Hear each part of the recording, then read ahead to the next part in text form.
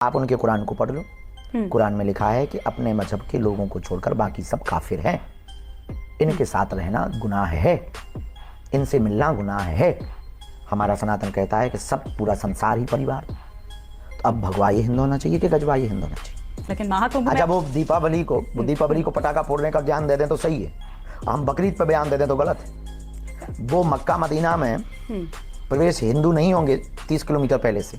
जली ना, तेरी भी जली ना। हिंदुओं के देश में हिंदू राष्ट्र की मांग करते तो आपको बुरा लगता है, फिर आप कहते हो कि नहीं नहीं नहीं ये तो फिर संविधान के खिलाफ। अच्छा, इसकी परिभाषा क्या है? क्योंकि हिंदू राष्ट्र आपने पहले कहा और अब तो आप भगवा हिंद लेकर आ गए, तो ये भगवा हिंद कैसे हो? इसको थोड़ा सा परिभाषित अगर उन्होंने कहा कि अभी मजा आएगा ना भिड़ो।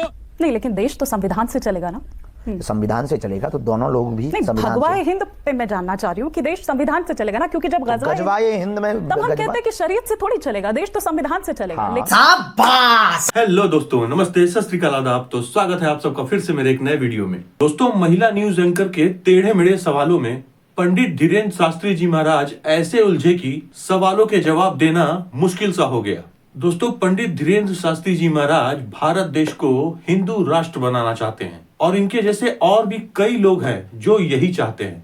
लेकिन क्या दोस्तों ऐसा हो सकता है? मुझे तो नहीं लगता, क्योंकि दोस्तों हमारे देश में कई जाति और धर्म के लोग रहते हैं। फिलहाल दोस्तों वीडियो को पूरा देखते हैं। लेकिन आप ये कहते हैं कि हिंदू अगर एक नहीं हुए तो जैसे कश्मीरी पंडितों का हाल हुआ, जैसे बांग्लादेश में हुआ या कनाडा में जो ये हो रहा है उसी तरह से हो जाएगा। उससे बदतर होगा, उससे बदतर होगा। ऐसा क्यों लगता है आपको? लगता दिख रहा है। क्या इसीलिए आप ज्यादा बच्चे पैदा करने की सलाह दे रहे हैं? बिल्कुल, कि उनके 12 तो यहाँ 14।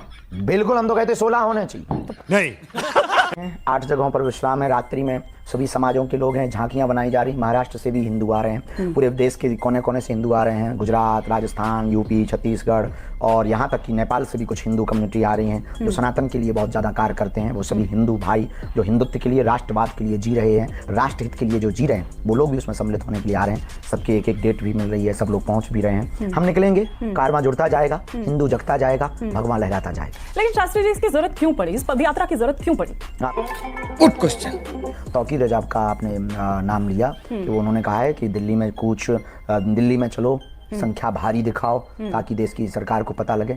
जब ये एक हो सकते हैं तो हिंदू क्यों नहीं एक हो सकता? तो मतलब ये यात्रा एक धर्म विरुद्ध के है? बिल्कुल भी नहीं, राष्ट्र के हित में है और राष्ट्र के अहित को सोचने वाले लोगों के खिलाफ वो कोई भी हो। लेकिन अगर आप हिंदुओं को एकजुट करेंगे तो फिर मुस्लिम कहाँ जाएंगे? ये फंस गया सीएम। सनातन धर्म में आ सकते हैं, हमें कोई दिक्कत नहीं। सनातन धर्म को वो स्वीकार कर सकते हैं, हमें कोई दिक्कत नहीं। वो अपने मजहब में भी रहें, पर कायदे में रहेंगे तो फायदे में रहेंगे। कायदे में रहेंगे तो फायदे में रहेंगे। और आप, इसका मतलब सीधा सा है कि आप हमारे धर्म के खिलाफ ज्ञान नहीं देंगे, आप हमारे सनातन के खिलाफ बातें व जहर नहीं उगलेंगे, आप छोटी छोटी बच्चियों पर होने वाले अत्याचार पर अपनी कौम के लोगों से रोक लगाएंगे, फतवा जारी करेंगे या देश निकाला करेंगे। आप राम के राष्ट्र में राम के होने का सबूत नहीं मांगेंगे। आप राजस्थान जैसे प्रदेश में भीलवाड़ा में आपके इस समाज के एक युवक द्वारा गाय की पूंछ काट करके हनुमान जी पर चढ़ा दी जाती है और देश का कोई भी मुसलमान नहीं बोलता है। आप इस देश का खा करके जय फिलिस्तीन नहीं बोलेंगे। हिंदुओं के देश में हिंदू राष्ट्र की मांग करते तो आपको बुरा लगता है, फिर आप कहते हो कि नहीं नहीं नहीं ये तो फिर संविधान के खिलाफ। अच्छा, इसकी परिभाषा क्या है? क्योंकि हिंदू राष्ट्र आपने पहले कहा और अब तो आप भगवा हिंद लेकर आ गए, तो ये भगवा हिंद कैसे हो? इसको थोड़ा सा परिभाषित अगर उन्होंने कहा कि ये बड़ी अच्छी बात कही है। लेकिन आप ये कहते हैं कि हिंदू अगर एक नहीं हुए तो जैसे कश्मीरी पंडितों का हाल हुआ, जैसे बांग्लादेश में हुआ या कनाडा में जो ये हो रहा है उसी तरह से हो जाएगा। उससे बदतर होगा, उससे बदतर होगा। ऐसा क्यों लगता है आपको? लगता दिख रहा है। क्या इसीलिए आप ज्यादा बच्चे पैदा करने की सलाह दे रहे हैं? बिल्कुल, कि उनके 12 तो यहाँ 14। बिल्कुल, हम तो कहते 16 होने चाहिए। परिवार नियोजन की जो सलाह दे रही है सरकार, तो सबके लिए देनी चाहिए। हमारे वर्ग के लिए देंगे कि बच्चे 2 ही अच्छे, उनके ही 2 होने चाहिए। आपने अभी 9 राज्यों की बात की, क्योंकि आपने जब हिंदू अत्याचारों की या हिंदुओं को जब आप लेकर बात करते हैं तो आपने कहा कि 200 जिले, 9 राज्य लगभग, जिनकी डेमोग्राफी एकदम बदल गई है और एकदम से बदली। क्या वाकई ऐसा है?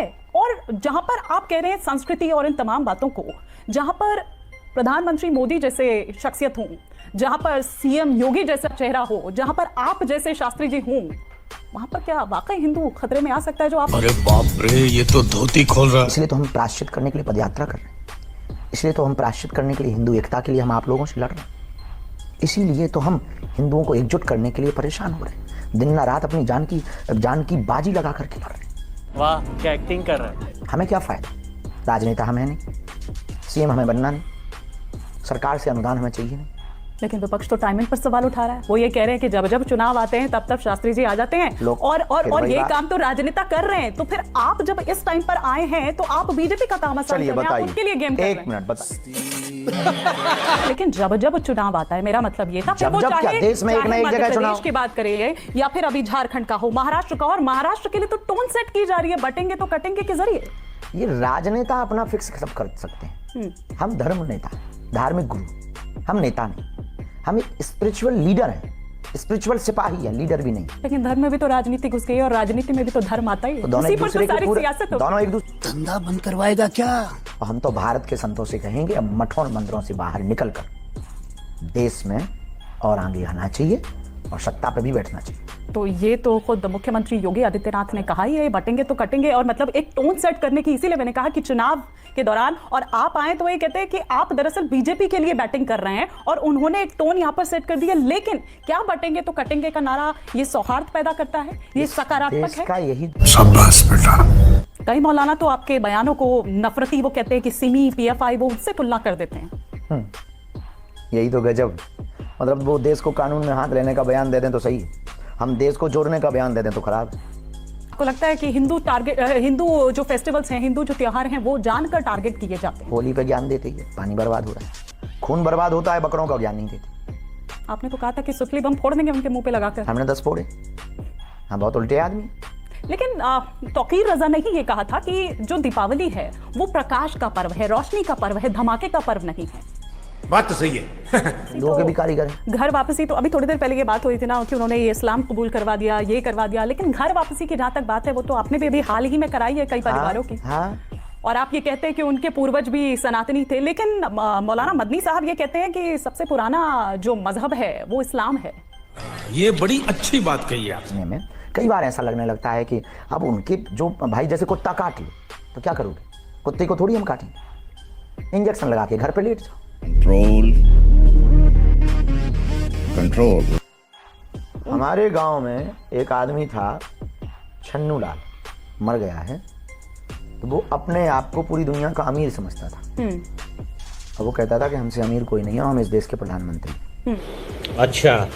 और वो जिंदगी भर यही कहता रहा कि मैं प्रधानमंत्री, और बेचारा कभी भी मंत्री नहीं बन पाया।